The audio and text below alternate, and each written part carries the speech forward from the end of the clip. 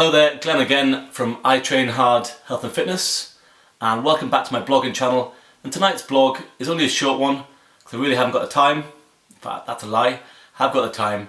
Tonight's blog is all about time. In particular, it's about how the fact that people always suggest that they haven't got time for exercise. So I hear it all the time, here on a daily basis. Oh Glenn, I can't come to the gym, I can't go to the exercise class. I can't go and do the exercise, I missed that on today's session because I haven't got time. Obviously there's a lot of people are busy, loads of commitments, work, family, housework, all the normal household chores people have.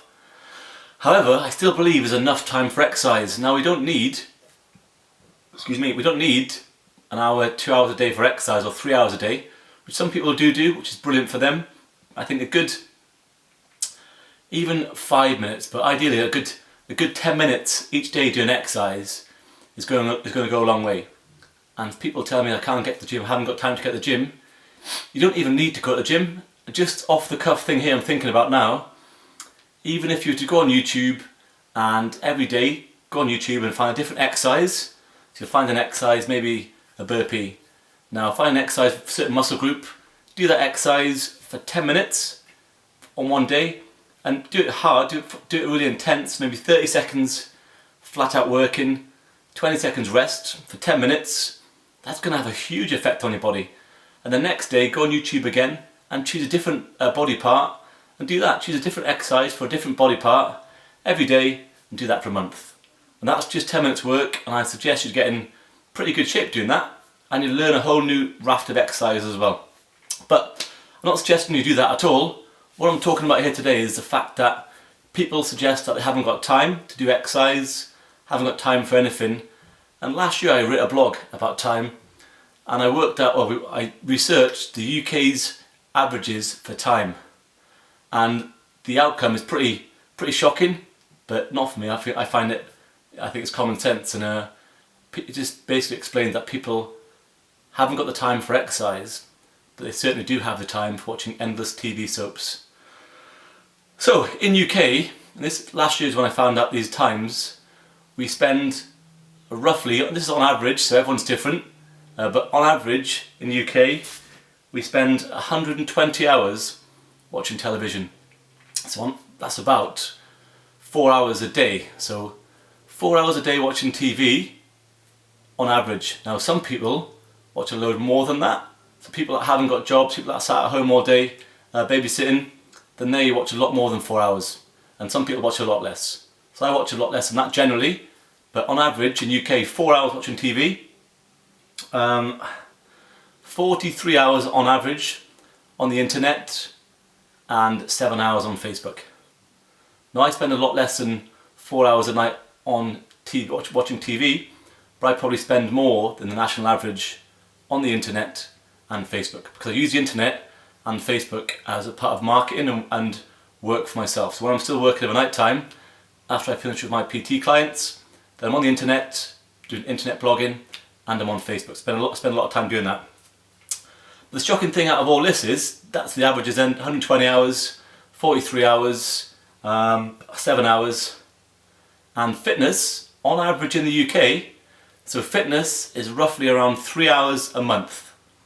So 3 hours a month, which is about 6 minutes a day. So 4 hours watching television a day, and just 6 minutes a day doing exercise. So 4 minutes doing the thing, 4 hours doing the thing that arguably makes us fat and makes us stupid, which is television.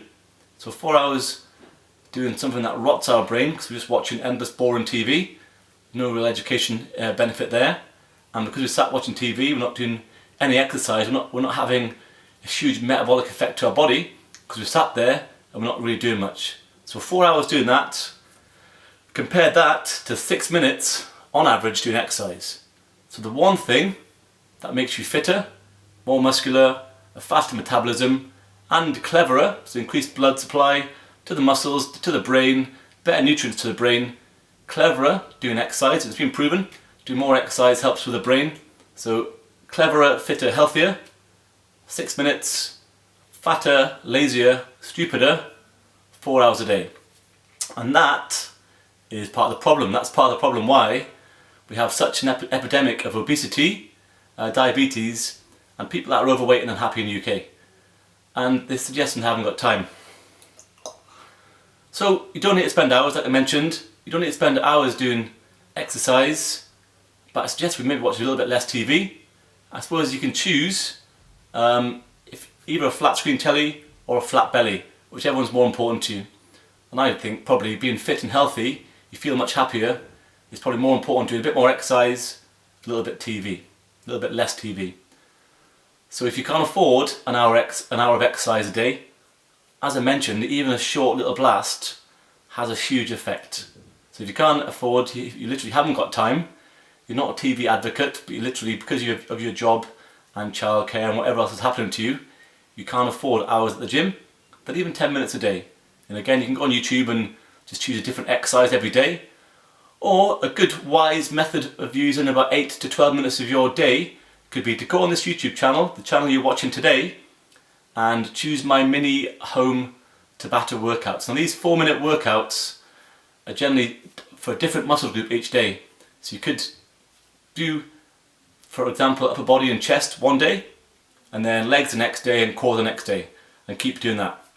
So a wise way of using 8 to 12 minutes is to do 2 to 3 of my home mini workout videos, which are on this YouTube channel. They're totally free for you, and to get the most from them, it would be better to do one session in the morning, then 5 or 6 hours later, the next 4-minute session, then again another 4 or 5 or 6 hours later, the next session. Ideally, do each 4-minute session, work flat out, but do each 4-minute session before your meal. So 4 minutes before breakfast, maybe 4 minutes before lunch, then 4 minutes before tea. So that's just 12 minutes exercise, and I reckon, from what I've worked out, the intensity of the exercises and the exercise selection, if you do them at the correct intensity and follow the workouts, you'll get in a really good condition doing that every day. So that's my challenge to you again. I know you're trying to tell me you haven't got time, not enough time in the day, but even the 12 minutes of these exercises, or 8 to 12 minutes a day, 2 to 3 exercises, only 4 minutes long, are really going to help you. And if not, if you don't fancy that, then go on YouTube. There's endless amounts of exercise on there.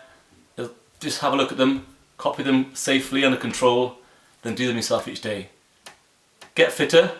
I hope you enjoyed this video. Look at all my other YouTube videos on here. If you like, say that you like. Got any questions, go to my website, which is www.itrainhard.co.uk, and I'll see you tomorrow. Plus, you like the beard? I'm rocking a beard from a holiday. Cheers!